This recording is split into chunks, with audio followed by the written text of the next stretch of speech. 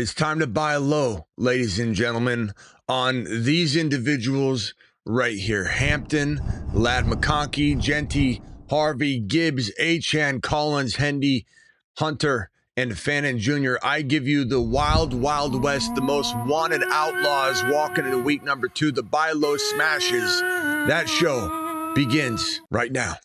From the FantasyFootballShow.com studios, it's the Fantasy Football Show. Monday through Friday, 8 p.m. Eastern. Smitty is also live whenever news breaks. I have a whole video dedicated to Ashton Jeanty as a teaser of this greater video. So each week you can expect a mining for gold video on the buy low topic, and that will be the featured player. Already discussed Jeanty. You can go watch that video. It's standalone. I'll link it in the description as well. In a nutshell, we're buying Jeanty everywhere. He's probably one of the best buy lows in fantasy period right now as we look at the most wanted outlaws.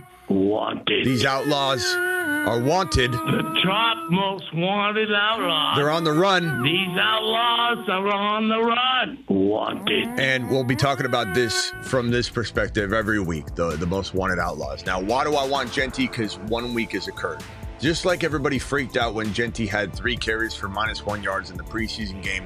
Then the next game, he trucked somebody with the hit stick move on a video game style play. This is the guy that everyone's going to be clamoring for once he has his 100-yard and 2-touchdown game. Everybody in Dynasty will be trying to grab this kid. If you can get him cheap in Dynasty, you go do it. You go attack right now. Won't be as cheap in Dynasty as he will be in redraft because people are being very reactive in redraft. But you can get him cheaper than you should. So everybody should acquire him wherever they can. This is a top 5 overall player in redraft in my mind once he gets churning and everything gets cooking. And I think he's definitely a top 5 dynasty player. But if you want to conservatively call him 6 to 10, that's fine in redraft. Top 5 in dynasty, top 6 to 10 in redraft. Buy him well outside the top 12 overall. Let me give you a couple examples. I've had people to say, "Oh, Smitty, should I trade ETN for Jeanty?" And while I'm not trying to crap on ETN, we love ETN. This is the kind of maneuver you can make. Somebody just messaged me right now and said they got rid of Lad McConkey for Jeanty, and Lad didn't even exactly explode. So this is crazy. This is the one time you can go out and get Ashton Jeanty using a combination of players or a player that popped off in week number 1. Even if you were to trade, let's say, a player that did well, we'll call it Deebo Samuel, and you have to give up something small. I have people ask me, should I trade Deebo for Jeanty? Jeanty off of 1 week is now regulated to players that were in rounds 3, 4, 5, 6 that played well in week 1. This is a reactive Roger environment. Take advantage. Go get Jeanty now. More on the video that I already posted. Probably my most favorite go get player right now is this man, RJ Harvey, who is wanted. One of the top most wanted outlaws. He's on the run. These outlaws are on the run. And the one thing about Harvey is he costs you almost flex or less value right now. I don't think people realize that he is top 5 in yards after contact.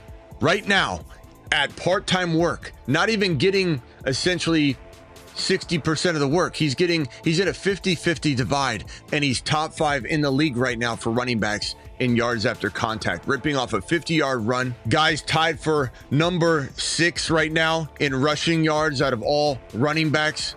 What are we doing here? This is a monster. If you watch the film, no one runs like this kid. He's got quads like Saquon Barkley. He's got the power of a Saquon Barkley. He's got the ability to pop a run to the outside like Gibbs or Achane or even Breece Hall. Reminds me a lot of Breece Hall, how he runs.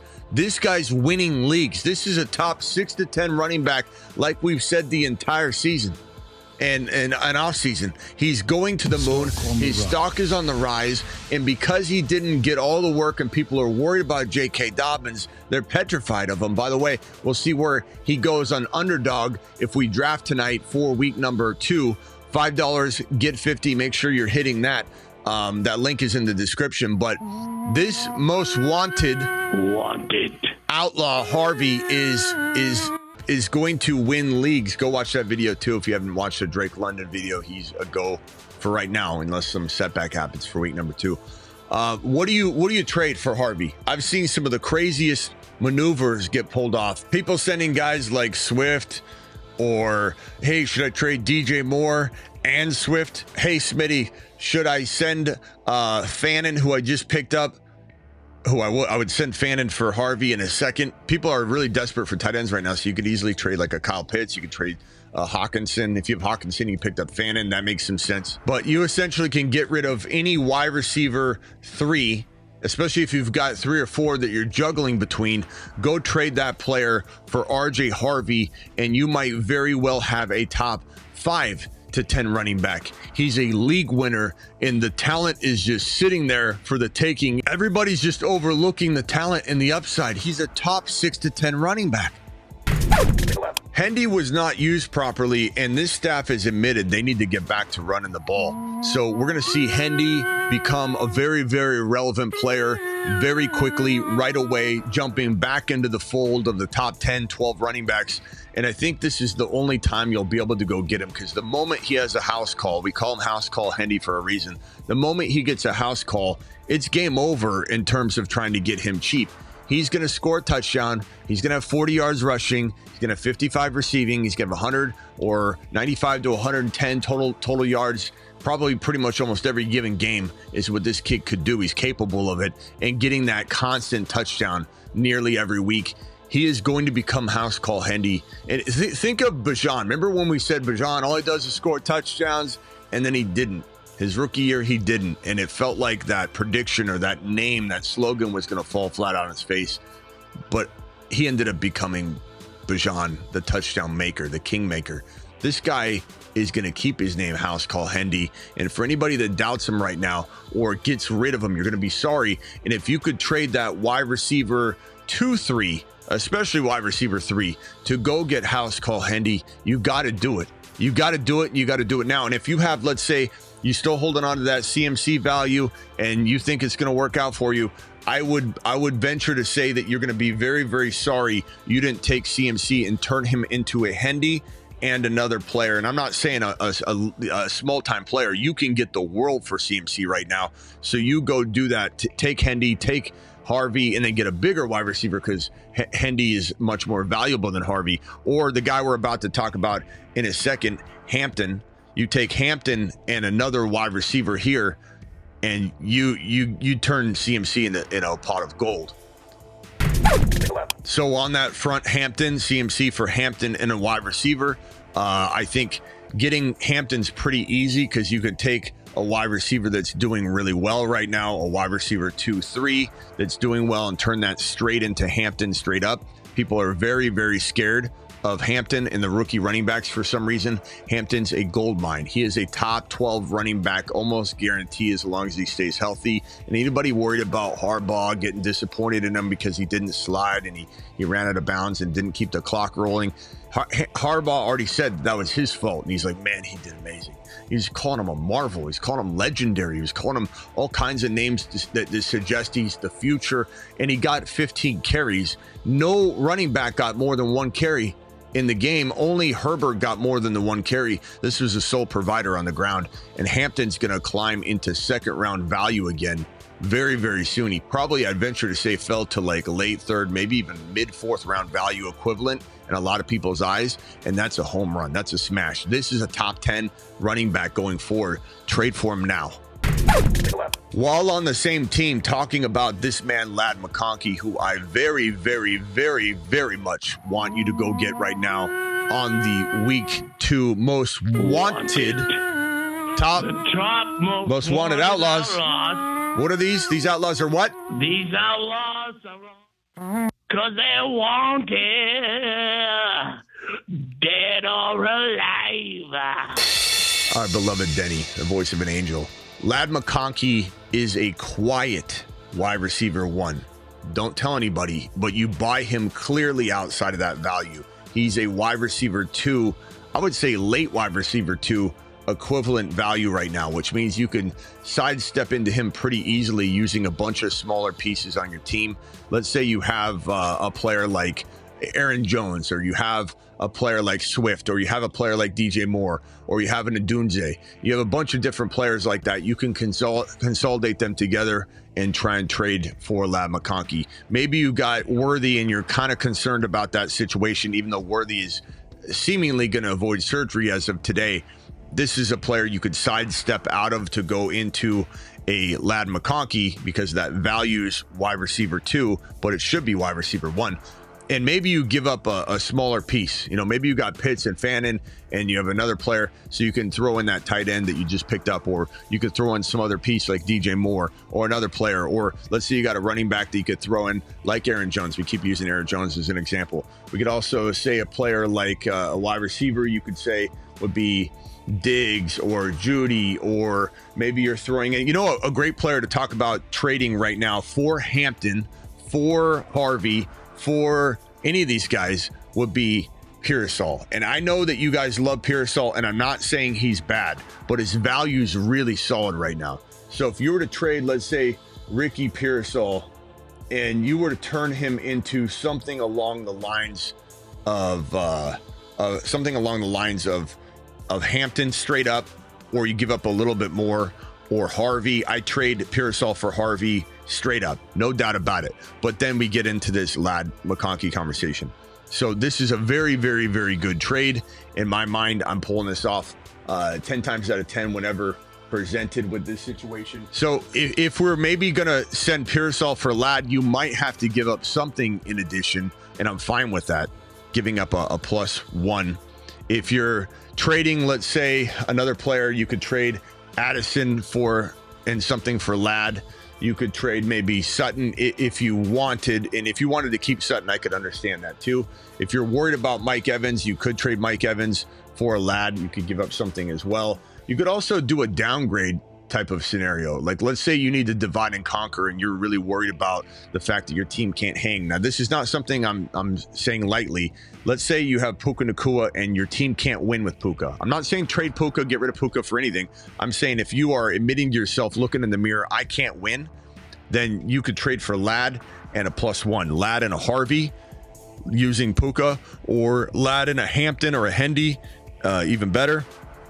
So this is the kind of thing you need to think about if you're going to try and downgrade a player into 2 players. This makes a lot of sense. Lad is one of my favorites. Fannin's more of the waiver wire edition of this content, and not everything's going to be a trade. These are outlaws, guys we want to go get. They're on the run, right? They're wanted. And Fannin is definitely somebody that could outperform the expectation very easily. So if anybody's thinking that, you know, maybe this is getting too hot, right? While we all on board this kid when he hasn't done anything yet, and you know, he has done a lot. And I think when people think he is some sort of flash in the pan, you got to remember the stats that I've preached all offseason. People are saying, Smitty, I don't remember you talking about Fannin Jr. People that missed out on all the Fannin Jr. talk. We referenced this all offseason, not to mention he's been atop our waiver wire board. We've had 4 iterations in the offseason. He's been atop the waiver wire board at the tight end position all offseason. Fannin Jr. sitting right there. And so if you missed out, that's on you. That's not on us. And the one talking point I pushed all offseason is out of all the wide receivers in college football, Travis Hunter, Jeremiah Smith, Ted McMillan, all the wide receivers. Look at Warren and look at Fannin. These guys were atop the position. Fannin was number 1 in the nation in receptions out of all the wide receivers and tight ends. And he was number 1 in the nation in yards. He almost had the triple crown, the hat trick. He was tied for, I think he was tied for, I want to say it was 9th or 12th for touchdowns. And so maybe, I think it was 9th, somewhere around that range for touchdowns. But the guy's a marvel. He led all of the wide receivers and tight ends in receptions and yards. So he doesn't come in with some sort of like, well, I wonder what he is, or he had a good catch in the preseason. He's been somebody we've been eyeballing all offseason, and he's a monster. And he doesn't require an Njoku injury to be relevant, because they run him out there like a wide receiver. So don't listen to anybody that says, well, Njoku's still there. It doesn't matter. This guy plays wide receiver. He's just labeled a tight end. He's a cheat code. And if you can get him in some sort of deal where somebody picked him up and they don't need him, or he's available, go get him off waivers. But he's certainly somebody that I think can carry teams. And let's say you've got a George Kittle and you're trying to get out of that. Somebody's willing to ambulance chase and go get that. You trade Kittle for Fannin and a Harvey. You trade Kittle for Fannin and Lad McConkey, or you go after one of the other running backs, Hampton and Hendy, somehow, some way. You go get Mike Evans using a tight end, or let's say you even have like Laporta, and you trade Laporta into Fannin to get Harvey or whatever, or Mike Evans that's being completely cast aside right now. But Fannin, we love. This one's pretty easy. I mean, you're taking on risk. Yeah. Is there risk? Absolutely, there's risk because this offense looks garbage, but you're not buying him at his pre-week 1 value. You're buying Achane at probably late second. I would say late second, or sometimes later if you're getting crafty. What I mean by that is you're not probably getting him at what appears to be second round value. You're getting him for a player that was drafted maybe 3 or 4 round territory, and they're playing at a second round value, and then you're swapping them before that person bounces back to 3rd round value or whatever. Example would be ETN. I don't want to say ETN can't continue to produce like a second round equivalent player, but he would be a good candidate to go get Achane and take the gamble. The gamble that ETN loses his job eventually to Tootin or gets hurt or something like that is just as risky as if Achane's situation, even if it's bad and up and down, can't feed him. Last week it was bad and he still got fed. So I think the risk in banking on Achane is no different than risking, does ETN continue? This is only 1 week of football that we've seen. So I definitely go after Achane, and I'm buying low across the board. And make sure if Ollie Gordon gets cut, you might pick him up, hold him, and that might make you feel more comfortable about trading for Achane. And even if you don't go after Achane, I still hold Ollie Gordon. He's going to be dropped everywhere. And that doesn't mean I don't like Achane. Nico is a great buy low right now. This is a guy that was going in the 1.9 to 2.3 range, right? And the current ADP for him has to be probably mid-second to late second round equivalent. I don't think anybody's giving up on him, but I'm seeing a lot of places where people are saying, should I trade Debo? And I'm not trying to say Debo isn't worth Nico. I think Debo, we've been on this all offseason. Just because his value is later doesn't mean we wouldn't have drafted him higher if we needed to. We didn't need to. But I'm seeing a lot of people say, should I trade Debo for Nico? After 1 week of football, it's kind of wild that we're acting like that this isn't the better player. He is. I love Debo to death, but you got to take advantage of these knee-jerk Neds that go out there and they just want to get rid of players and unload them. St. Brown would be another player. Not that not that he doesn't deserve to be made known on this board, but I can't even read this. What am I doing? St. Brown is also in this category. St. Brown and Nico are very, very similar. You can trade Debo's. Even like, we love Egbuka. We create Egbuka here. But Egbuka, you could potentially trade for and even do complex 2-for-2s to make it feel better, because you're like, I don't know if I want to trade Egbuka for Nico, because you might not want to, and I don't blame you, but maybe you can do some sort of creative 2-for-2 that makes sense to go, okay, here, and then they don't like Harvey, so I'm getting Nico and Harvey, and I'm giving up this player like Aaron Jones or Mason or whatever the case may be, and you have somebody literally chasing the value that you invested in, that you knew was going to be there, because we are an Egbuka people, and we did it live, and we're proud of each other on that one. Let him cook. What can you say here other than why is he being talked about as if he's not a top 3 overall pick or a top 5 overall pick? So there's going to be a world where somebody says, I'm not budging on Gibbs. I drafted him at 2 overall. And that's fine. You're not going to get anywhere with that person. But there are people that are literally trading Gibbs away right now. They're freaking out. It depends on who owns them. Gibbs for ETN and a +1. Now this +1 obviously depends, like would you give up Debo and ETN for Gibbs? I think you should, if you've got enough competent players on your bench to fill that spot in your lineup. But I'm seeing crazier trades than this. I'm seeing ETN and potentially, let me see what wide receiver I remember seeing lately. I want to say it was McLaurin. We had potentially a Sutton. I've seen this happen. It's wild to me. I'm not saying it's easy. I'm not saying everybody can get tricked into this. This is like manipulation type stuff, but it happens. And for everybody that says that wouldn't happen in my league, ask yourself this question before you run your mouth on that wouldn't happen in my league.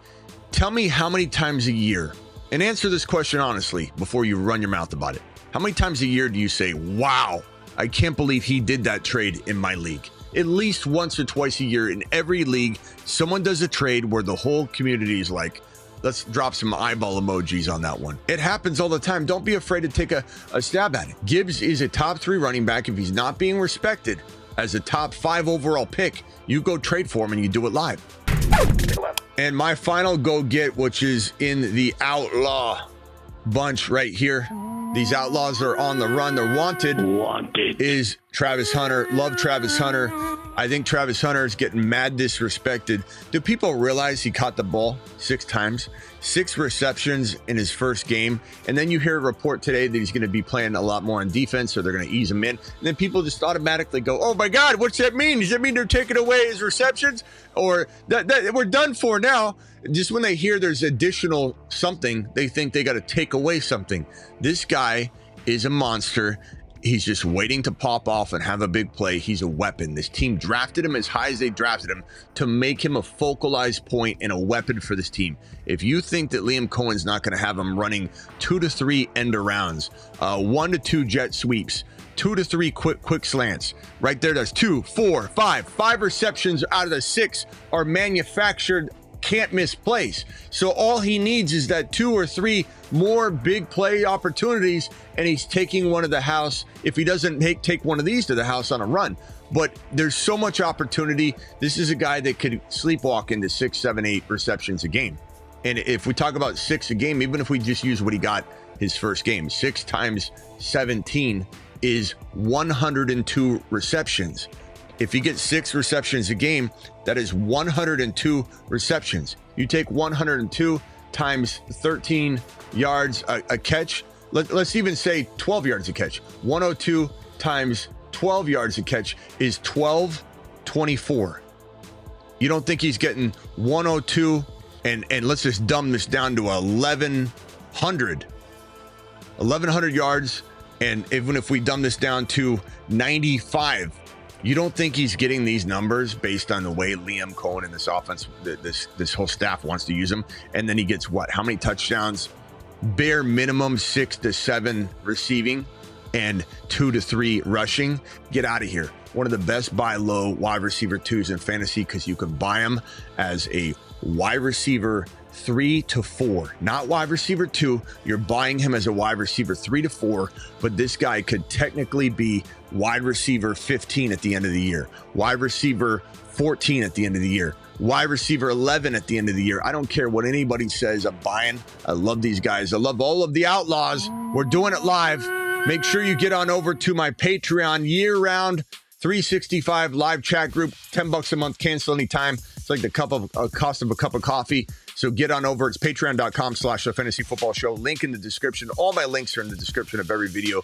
And then make sure you're ready to draft on Underdog tonight. Play 5, get 50. The link's in the description as well. Underdog is the best place to do hires and drafts. So I'll see you over there. And don't forget, I'm live Monday through Friday, 8 p.m. Eastern, every single Monday through Friday at 8 p.m.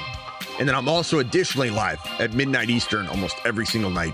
And then I'm additionally live whenever big news breaks. Appreciate you. Taking it to the house every time he touches the football, baby. See you all later. Appreciate you.